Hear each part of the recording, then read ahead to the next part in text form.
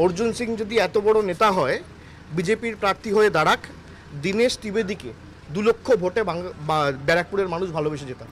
2 লক্ষ ভোটের 1 ভোট যদি ব্যবধান কম হয়, 1,99,999 ভোট হলে আমার সাথে এসে কথা বলবেন। সুতরাং মমতা বন্দ্যোপাধ্যায়কে দেখে মানুষ ভোট দেয়, অন্য কাউকে দেখে ভোট দেয় না। এসব করে লাভ নাই। ক্ষমতা থাকলে বিজেপির টিকিটে দাঁড়াক। আজকে এটা তো প্রতিষ্ঠিত, যারা টিকিটের লোভে যাচ্ছে 23শে মের পর আপনি দেখবেন ল্যাচ খুঁজে পাওয়া যাবে না।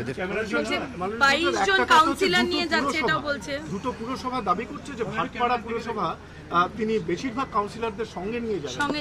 আমি আবার বললাম, যার যাবার সে যাবে, যার থাকার সে থাকবে, এতে কিছু যায় আসে না। মানুষ মমতা বন্দ্যোপাধ্যায়কে দেখে ভোট দেয়। ভোটে যখন নির্বাচনের প্রচার হয় আপনারা দেখবেন উপরে মমতা ব্যানার্জির ছবি থাকে, জোড়া ফুলের চিহ্নটা থাকে, অন্য কারোর ছবি ম্যাটার করে না।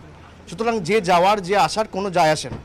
আগামী দিন দেখবেন ওই যে ক্ষমতা থাকে সবাইকে রিজাইন করে ভোট করে দেখা কত ক্ষমতা। সেই ভাটপাড়ায় শুনুন, 2014 সালের নিরিখ আপনি দেখবেন ভাটপাড়ায় 5,000 ভোট মাইনাস হয়েছিল, তাও দীনেশ ত্রিবেদী 2 লক্ষ ভোটে জিতেছিল। সুতরাং আমাদের যায় আসে না। এবার আমরা বলছি ভাটপাড়ায় ভালো রেজাল্ট হবে। দীনেশ ত্রিবেদী ও স্টেটের চেক আছে, কোনো জায়গা নেই। বলুন না আপনি কতটা আশাবাদী বুঝতে পারছেন? 100%